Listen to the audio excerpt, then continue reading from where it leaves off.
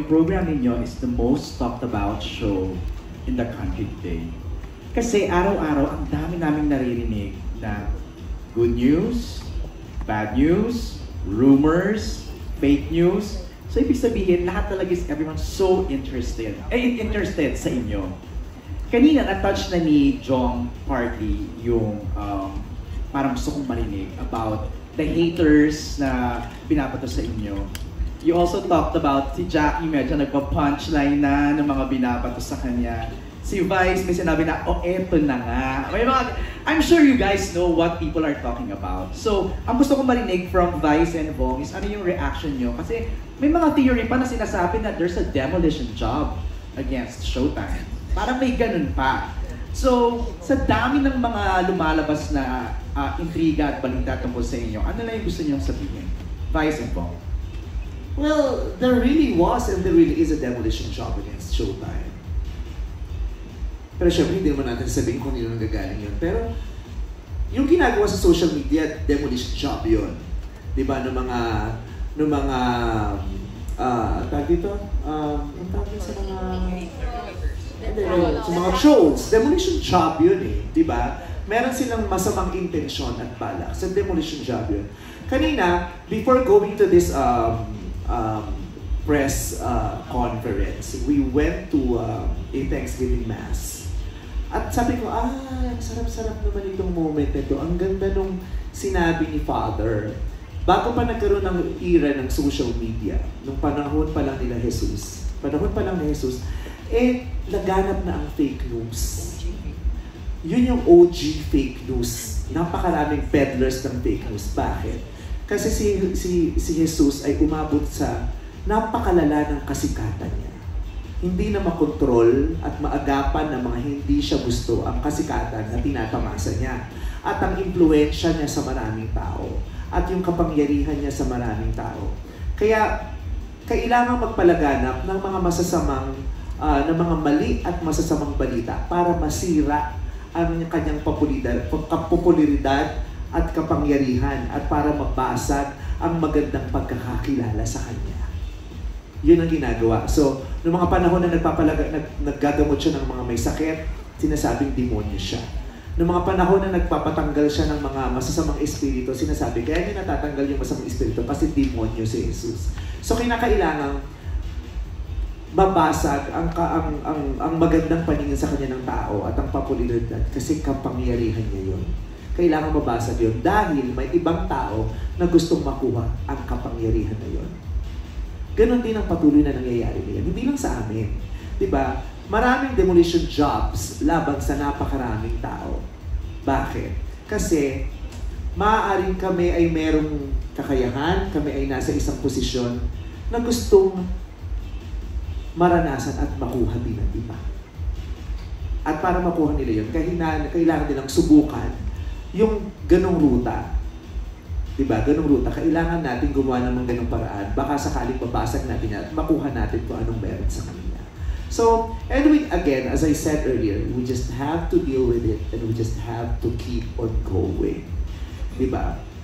Ang maganda, we are surrounded by great people, wonderful management. Alam nila kung paano nila kami tutulungan, i-guide at itatayo. At kaming lahat, sa dami ng pinagdaanan namin, I believe that our team is strong enough to be able to battle all these negativities, all these challenges, all these threats together. It will be hard kung hindi kami magkakasama. Kaya yun ang lagi namin pinananatili at itinatawid yung kailangan magkakasama tayo. Kasi kung isa-isa lang, manghihina tayo at baka hindi tayo magtagumpay. And that is the essence and the strength of this team. We are one together. Against and for everything.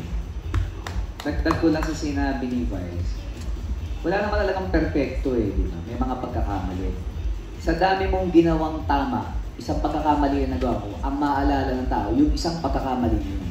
Kumbaga, hindi mo mapiplease lahat ng tao. Kaya ang kailangan mo lang gawin, harapin kung ano yung daloy na dumadaan.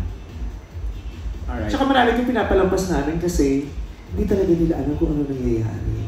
Maraming tao, lalo na yung mga tao sa social media, na akala talaga nila, alam na alam nila yung totoong nangyayari sa loob ng ABS at sa loob ng studio at sa loob ng relasyon namin sa isa't isa. Na minsan, hindi na lang namin pinapansin para manatili silang mukhang tanga. Kasi pag itinuwid mo, di ba yun, mahihinto yung pagiging mukhang tanga nila. Hindi mo na dinidignify. Sila, para mukhang tanga sila habang nagdudunong-dunungan sila at naniniwala silang tama yung mga sinasabi at ginagawa nila. Okay. Thank you, guys. Thank you, Bong. Last question na lang. So for the record, you're a total of 17 hosts right now. So ang nandito ngayon is 13. Umalis si Chang Ami, 14. Teddy, Ann, and MC. So 17. Matadagdagan pa ba kayo? Ano daw? Madadagdagan. Ang balak namin maging 54 lahat ng host. Joke lang. Madadagdagan pa, hindi namin masabi. Dati hindi namin masabi. Wala, hindi intentional yung kunwari. This year, dagdag natin si Darren. Next year, si MC si Lassie. Parang gano'n. Walang... Parang sinasabayan niyo ba yung number of years nyo sa number of hosts nyo? No. Hindi naman siya sinasadya na dapat next year may madagdagan na isa. O dapat sa susunod na taon may mabawasang 4 ha.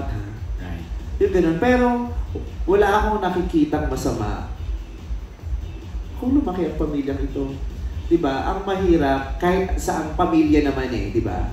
Kahit sa ang pamilya, kahit gaano pa kayo ka-close, kahit hindi pa kayo masyadong close sa pamilya, kahit hindi kayo masyadong strong ang pamilya nyo, lahat kayo ayaw na ayaw nyo may malalaga sa pamilya.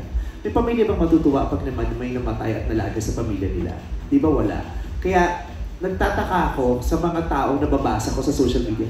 Anong klaseng puso kaya meron ng taong bakit gusto mong may malagas sa isang pamilya? Kung sa pamilya mo may malagas, matutuwa ka ba pag nalaman mong may ibang taong nag-wish not for you? Diba? Anong klaseng puso meron ka para i-wish mo na sana malagasan tong pamilya to? Diba? Kung ganun ka at wini-wish mo na sana may malagas sa pamilya to, it's about time you question the kind of heart that you have. Thank you, guys. It just really goes to show that everyone's eyes on you. Talagang pinapanood talaga kayo lahat. Yeah, that's a good thing. Every day. So, Gayan, I just want to echo yung sinabi ng taga-push kanina na thank you for making the Madlang people happy every day. Salamat. Thank you. Thank you. Thank you so much, MJ. Salamat. Grabe yun, nadadagdagan, hindi ba? Oo. Pero eto na nga, nadagdagan na naman tayo ng isang taon, kaya may magpasikat na naman tayo, Wise. Of course. Oo. Mangyayari yan ng October 21 hanggang 26. Abangan natin yan. And there you have it.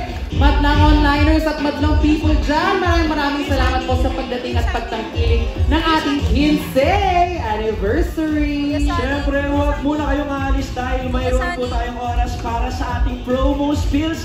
Pero dito na muna natin tatapusin ang ating Media Day. Maraming salamat po at magkita-kits tayo sa October 21 to 26 ang ating Magpasikat!